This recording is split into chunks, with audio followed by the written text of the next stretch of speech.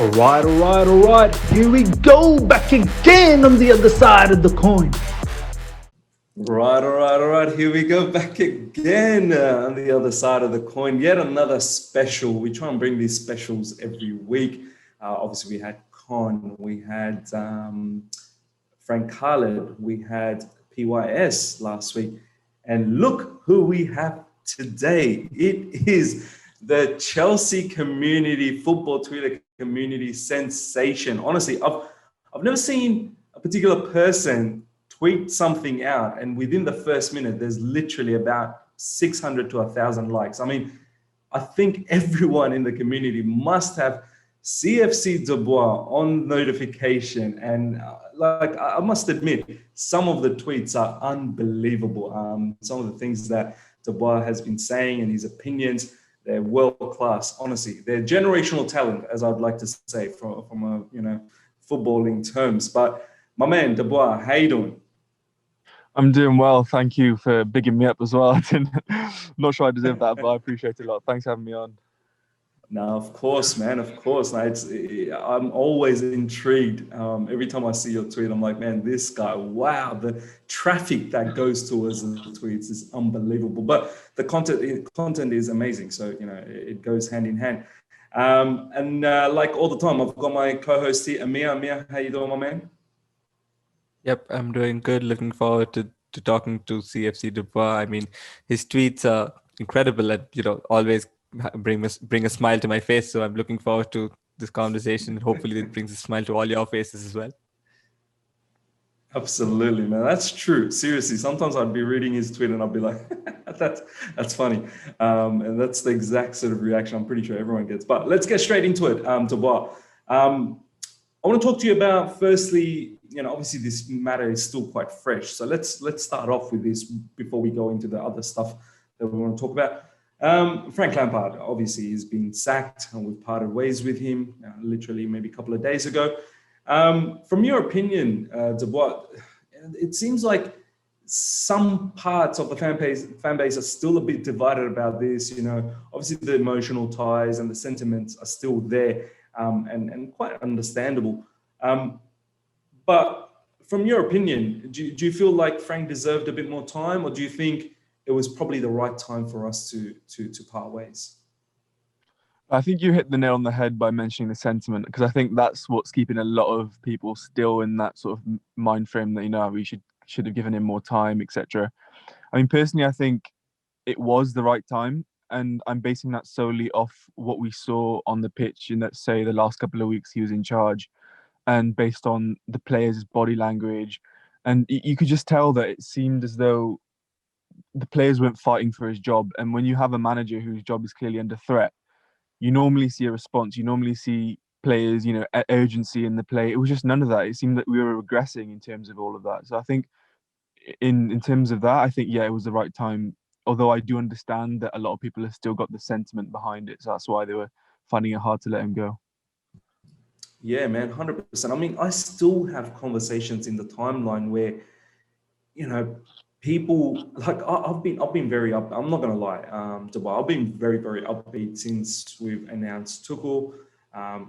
Some of his interviews and whatnot, and I still get people sort of reply back to me with a little bit of like a spite, saying, "Oh, where was all this, energy just a couple of weeks ago for Frank Lampard?" Or why are you so celebrating just by looking at training sessions? You didn't do that for Frank Lampard. And I'm like, wow. I mean, this is where we are at the moment, the state of the club. But I think, as you said, Dubai, I think it has a lot to do with the sentiment, the fact that he was a legend of our club, and people still can't seem to sort of separate that away. I mean, we talked about it offline in DMs where we were concerned where Frank Lampard was going for the past couple of months. But yeah, it's interesting that, at the end of the day, the right call, Roman made the right call. Just quickly, before I let you go to Ameya, just a quick question.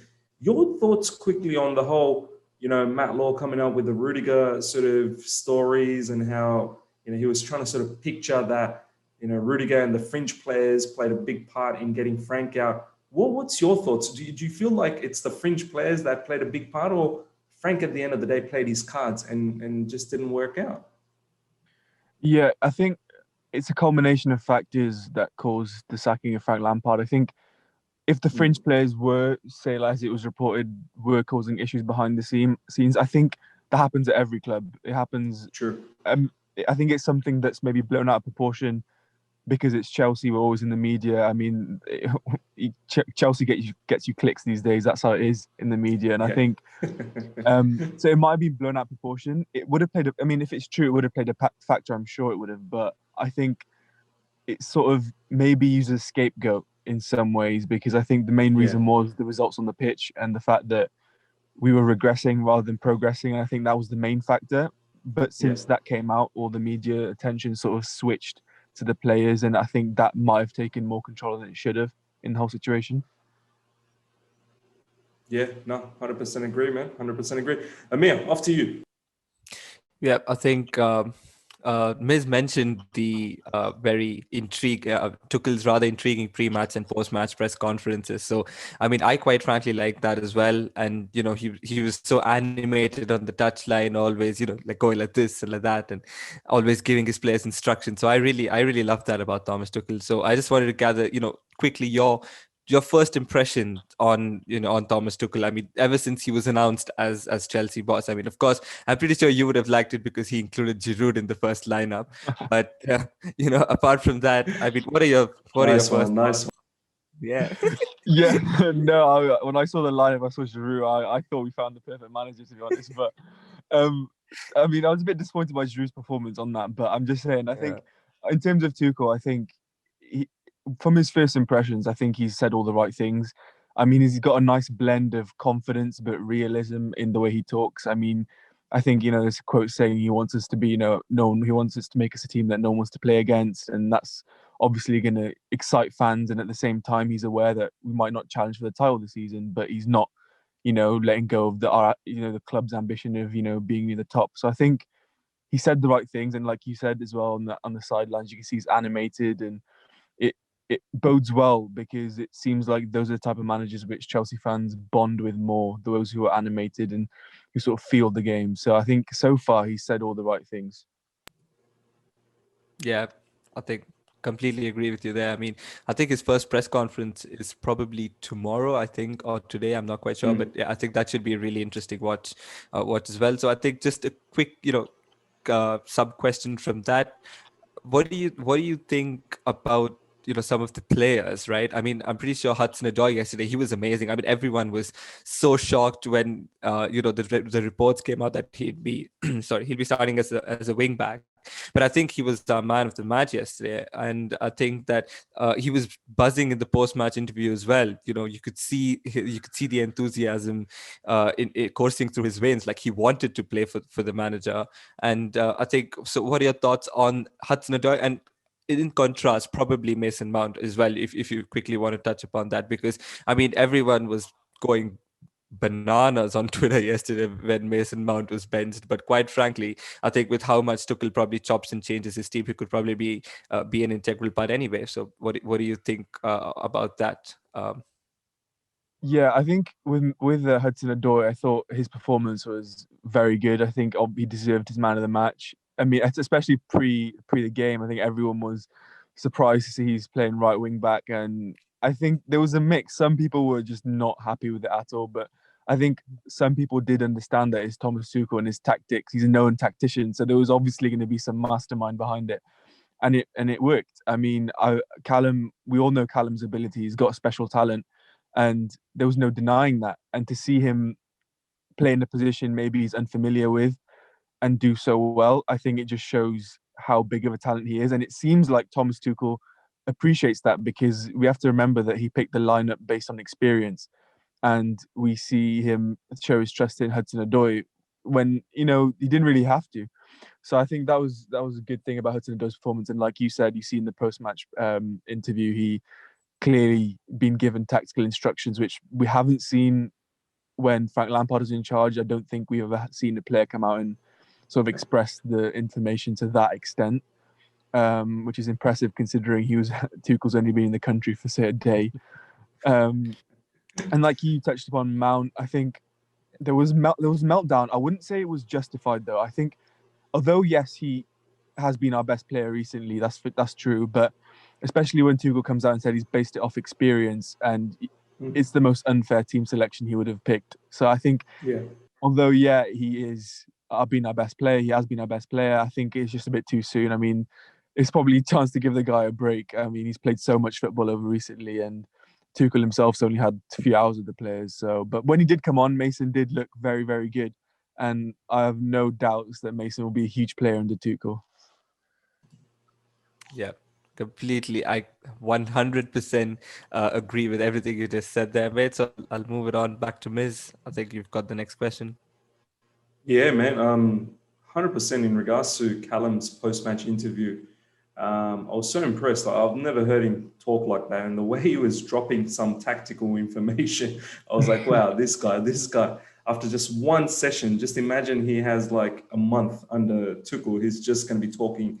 You know, you might as well just get the like the drawing board out and start drawing exactly what's going on. And also Tuchel's interviews, just post-match, pre-match. I just love the way, like, I feel like there's a lot of venom in his talk. The way he talks is like, I'm going to make this team so difficult, you know, that other teams will fear to play. Like, I love that kind of talk. Do you know what I mean? Like, as much as we admired how Frank talked in the press, I don't feel he ever bigged up the team. Like, he never made the team feel like, yeah, you should fear us. Do you know what I mean? Like, he always sort of played it down a little bit. Oh, you know, we're not really up there to, you know, to challenge for the titles. Or this guy has just said his team should be winning titles. This team should be winning Champions League. Like, there's no two ways about it. Like, but obviously this season, you know, we have to be realistic on where we are. So I really enjoyed that part of it. Dubois, on to the next question, man. Players you're looking forward to watching under Thomas Tuchel. So obviously we've had a glimpse of, you know, Callum Hudson-Odoi, and it's still early days, but some of the players from your perspective that you are keen to see, you know, sort of develop or work with Thomas Tuchel. You can't say Olivier Giroud. That's a veto. I know that's going to be biased there, but no. Go on, my man. Yeah. I mean, I wouldn't have said Giroud. I mean, I was trying not to, but I think I'll go with someone I don't think many would say, based off the fact that I think Hudson-Odoi is a given. The fact that, you know, Tuchel's worked with young players before and transform them as such. So I think that's one we have to keep an eye on anyway. But I'll go with Tammy Abraham, because I think one thing Tammy Abraham gets is a lot of unjust criticism and hate on the platform, especially when he has a bad game. It seems as though I don't know why it is, but it just seems that everyone's short-tempered with him on Twitter, especially when if he makes a mistake, etc., and he gets a lot of unjust hate.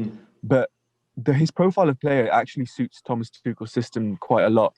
I mean, we're talking about someone like Ameya he had at Dortmund, who he tried to make like a bit of a target man, but also running behind, etc. And Tammy Abraham is that profile. He can hold up the play. I think his playmaking ability is underrated. If you notice, when he comes off the bench, especially, he always playing that killer passes, through balls, etc. He's got it in the locker.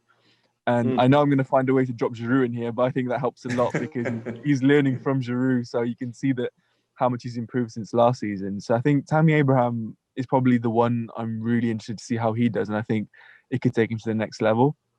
But apart from him, I think it's the usual suspects. I think Pulisic will obviously benefit because he's worked under Tuchel before. And yeah, obviously Callum Hudson-Odoi. Yeah, man, it's a really interesting one that you said, Tammy Abraham. I mean, I completely agree with you. I don't think he gets enough respect. I think I've somewhat sort of downplayed him every now and then. I think he's a good player. For some reason, I don't know why. I think there's just something about him. I think his aerial ability for being such a tall guy, he should be banging in more headers when we were playing the, you know, sort of the crossing style under Frank Lampard. And just, I don't know, I just feel like it's just that touch sometimes, that clinical touch. I feel like that's probably what's holding me back, thinking that he could possibly be a very, very good player. But I completely understand your point that maybe under Tuchel that he does tap into it and he becomes that type of player that you sort of said, Aubameyang sort of style, where playing just behind defenders. And Tammy could possibly do that. 100% agree with that. And Tuchel could possibly get that out of him. Ameya, off to you, my man. Yep, I think Dubois made a great point there actually about Abraham and his comparison to Aubameyang, because I really think he could turn into that sort of player. I think that it's a very good point. I would have personally gone for Billy Gilmore, but I hope that's another shout. But let's move on to the next I question think then. he's going to go on loan, bro. I think he's Yeah, going on but I loan. think over a long period of time, I can definitely see him, Yeah. turning him into like sort of Verratti type player, because Yeah. he's literally like a copy of Verratti at the moment. So Absolutely. I think that, Agreed. yeah. But anyway, the next question, I think it's a pretty standard one. What are your expectations from Thomas Tuchel, especially from this season, right? I mean, knowing the fact that he's come into it exactly at the halfway stage of the season, and we've got about 18 games left to go in the league. We've got the Champions League left. We're still in the FA Cup. So, what are your expectations? Because I mean, we did sack Lampard and get another coach in so that we would improve, right? So what do you think would be a reasonable, standard for him to basically for the board to say that okay, we made the right decision, getting rid of Lampard and getting Tuchel in? I think the main thing would be securing Champions League football for next season. I think that's still achievable. I think the teams above us and around us is not much separating them, and I think the season is so open-ended that a few positive results and it can change the outlook on someone's season. So I would say top four. I do think the title is too far gone now, and especially the teams that are looking really good, like Man City, I think they'll run away with it. But in terms of Champions League, it's tough because we've got Atletico, and especially because Atletico have been doing really, really well this season. Yeah. Although, I mean, you wouldn't count Chelsea out. That's the thing. We're very unpredictable, and you never know which Chelsea's going to turn up. And I think I was speaking to a PSG fan yesterday, actually, who watched the game. And, even he was saying, you don't know what Tuchel's going to do in a big game. He can flip the system just like that, and you'll see something completely different. So it's one to keep an eye on. In terms of Cup, I think we have a really good chance of winning the FA Cup. I'm not sure if that's a priority from the board, but if you look at we've got Barnsley, and then if we beat them, we're suddenly in the quarterfinals. And big teams you'd expect to be in the finals aren't going to be there this year. You talk about Arsenal, so teams like them. So I don't know. I think the priority would be the league finishing top four, but I think we have a real opportunity to win a cup. Yeah, I think that's the perfect way to sum it up. I think top four, hopefully we can get top four. It's looking very close, as you mentioned. So if we do get top four, then I think it would be completely justified. There can be no reasons that fans can go on and say, oh, you shouldn't have gone and sacked Frank Lampard, because if Tuchel can get top four from here, then I think that would be completely justified. So then I think the last question, Miz, I think you've got a very interesting question, this one. Yeah. Completely agree with both you boys in regards to the expectation. I think I'd have to agree as well. That would be my expectations from here on in, with Thomas Tuchel coming in. Nothing too drastic, but I think still achievable. Dubois, now, I don't think you were around during the Sarri season. That's when I started doing football Twitter like properly, where I got really, really into it. And Sarri's season was a very, very strange one in the sense that I noticed the English media was really, really going after Maurizio Sarri. And it's funny now that Frank Lampard has been sacked and Tuchel comes in, and straight away within the first 48 hours, straight off the back of our 0-0 draw, where we looked decent compared to how we've been for the past 2 months. And the English media already, Simon Johnson, I think he was talking about sideways and backwards passes. Matt Law was tweeting out the, collective age of our backline being 94 years when we played the same sort of backline against Fulham, and there was no tweet about that. The Sun had some rubbish, headlines, and a whole heap of other journalists have been just on the back of Tuchel, which is quite funny. What's your thoughts on all of this? I'm not surprised, but it is really disappointing, and it's what you expect from English media. I think the fact that under Sarri, like you said, journalists, etc., the media were putting pressure on Sarri constantly. And then as soon as Frank Lampard's appointed, we see a shift, and it's more making excuses for Frank Lampard. We see the media not bringing attention to it as much. And then now, as soon as Frank Lampard's sacked, even Frank Lampard being sacked, you hear like Harry Redknapp coming in the media saying that who is Tuchel? Oh, Yeah. Tuchel can't do Oh that. my Do this. days. And it's surprising. It's very surprising because I mean, discrediting Tuchel for what he's done, but then saying Frank Lampard should have been given more time. But then, what are you basing that credentials off? It doesn't really make sense. So I mean, Yeah. it was very baffling, and I think you can see it in our fan base as well. There's some sections of our fan base who are still stuck in the mind frame that it's Frank Lampard putting banners outside Stamford Bridge. I just don't get Yeah. it, and it's a constant cycle because even when Frank Lampard was in charge, we had those who wanted Sarri back, constantly in trying to downplay Lampard, and it's just going to be an endless cycle at the moment. And I don't see how it's going to end, but it's just really disappointing because I mean, it's English bias at the end of the day as journalists, like you said, commenting on the combined age when it's never been mentioned before under Frank Lampard. Yeah. I just I mean, find it baffling.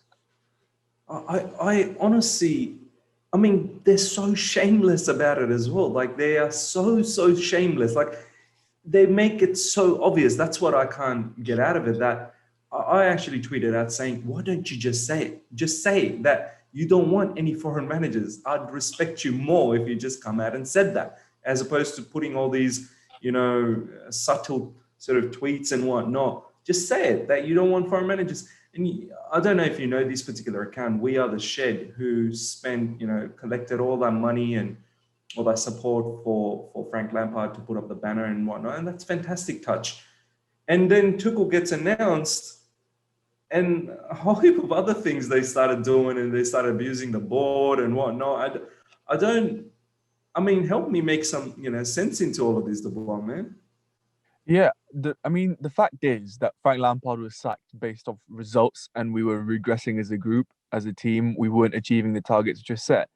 That is the reason Frank Lampard is no longer manager. Yes, there are external factors, but I think, like you mentioned in some accounts, the external factors, etc., they've been made to seem as if though they're the main reasons for the sacking of Frank Lampard. And of course, the board may have had a part to play. They didn't exactly cover themselves in glory in the whole situation. But Yeah.